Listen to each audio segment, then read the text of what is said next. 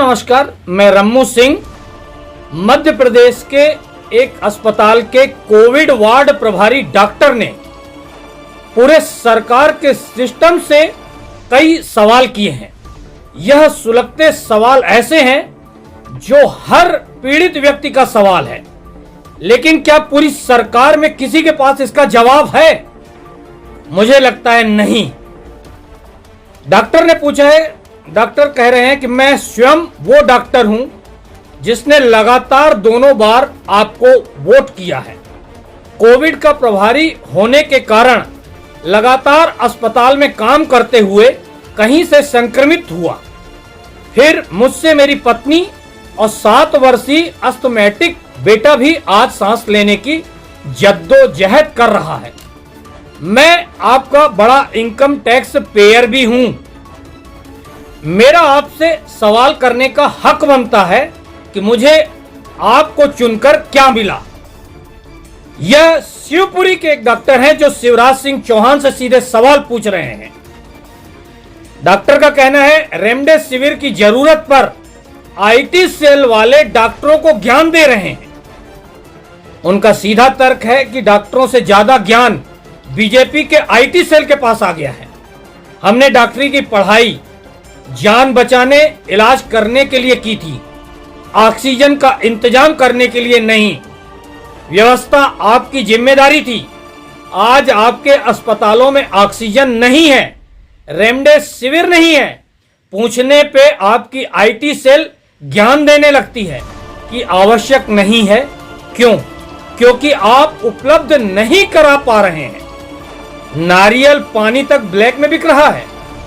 Doctor ने अगला सवाल का सरकार से किया है, आज कितने सरकारी अस्पतालों में आपने अपने डॉक्टर्स, पैरामेडिकल स्टाफ और उनके परिजनों के लिए बेड रिजर्व रखवाए हैं?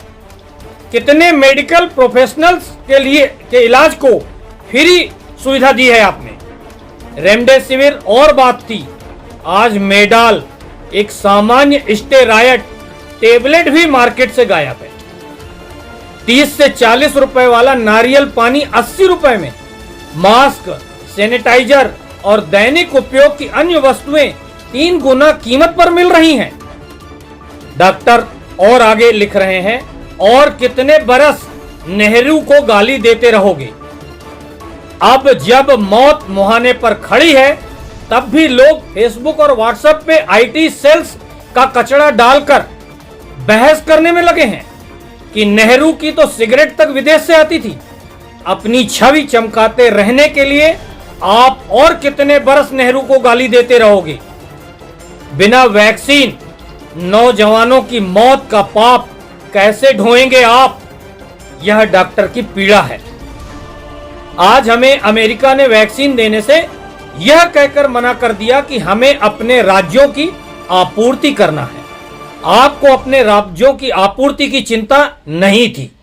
क्यों आपने पाकिस्तान और बांग्लादेश जैसे दुश्मन मुल्कों को वैक्सीन बांटी?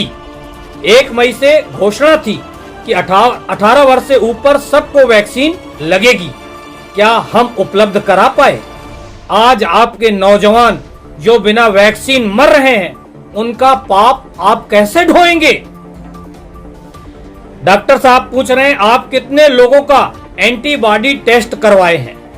आधार पूनावाला, जिसे देश में वैक्सीन सप्लाई करना है, वो डर के मारे विदेश भाग जाता है। क्यों?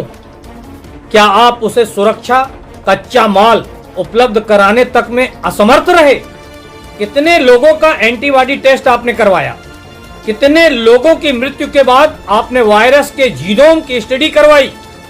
क्यों आईएएस की तर्ज पर डॉक्टर्स का अलग प्रशासनिक कैडर नहीं बनाया सरकार ने? कलेक्टर के कंट्रोल के बावजूद कालाबाजारी कैसे हो रही है? ये सबसे अहम सवाल है।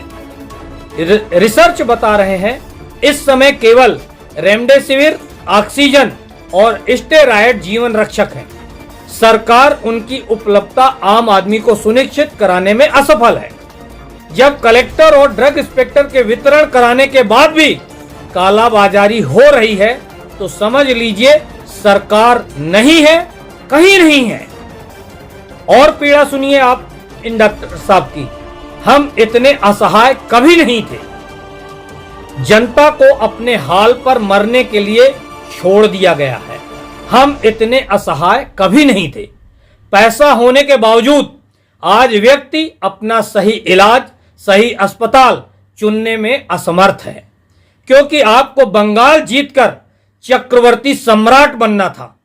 चुनावों और कुंभ की भीड़ ने इस देश को आज यहां लाके खड़ा कर दिया है। याद रखिए, यह सरकारी हत्या है। यह डॉक्टर साहब का सरकार पर सीधा आरोप है। वह कह रहे हैं, याद रखिए, आपके सारे टैक्स देने, सारे नियम कायदे मानने के बाद भी व्यक्ति यदि ऑक्सीजन, रेमडेसिविर और अन्य दवाइयों की कमी से मरता है तो यह सरकारी हत्या है। आप केवल चुनावों में व्यस्त रहे। वो मुख्य चुनाव आयुक्त सुनील अरोड़ा, जो आपके हिसाब से आचार संहिता और लॉकडाउन लगातार खोलता रहा, उसको आपने रिटायरमेंट के अगले दिन गोवा का गवर्नर बना दिया, क्योंकि उसने बंगाल का चुनाव आपके हिसाब से होने दिया। क्या आप जनता को बेवकूफ समझते हैं? डॉक्टर साहब का कहना है, मंदिर का फैसला आपके हिसाब का होने पर आप जज को राज्यसभा भेज देते हैं। चुनाव आपके हिसाब से होने पर आप केंद्रीय चुनाव आयुक्त को राज्यपाल बना देते हैं। ये इस देश में कौन सी भ्रष्ट परंपरा बना रहे हैं आप? आपको बदनामी का डर नहीं लगता, या आप जनता को बेवकूफ समझते हैं? यह लिखने वाले डॉक्टर गिरीश चतुर्वेदी नेत्र रोग विशेषज्ञ हैं एवं वर्तमान में शिवपुरी जिले में कोविड-19 आइसोलेशन वार्ड के प्रभारी हैं। मरीजों का इलाज करते हुए न केवल वह पॉजिटिव हो गए, बल्कि उनकी पत्नी और 7 वर्ष का बेटा भी कोरोना संक्रमित हो गया है। इसलिए उन्होंने यह पीड़ा व्यक्त की है। अगर आप इन बातों से सहमत हैं तो नीचे कमेंट्स बॉक्स में लिखकर अपना मत जरूर बताएं। धन्यवाद दोस्तों।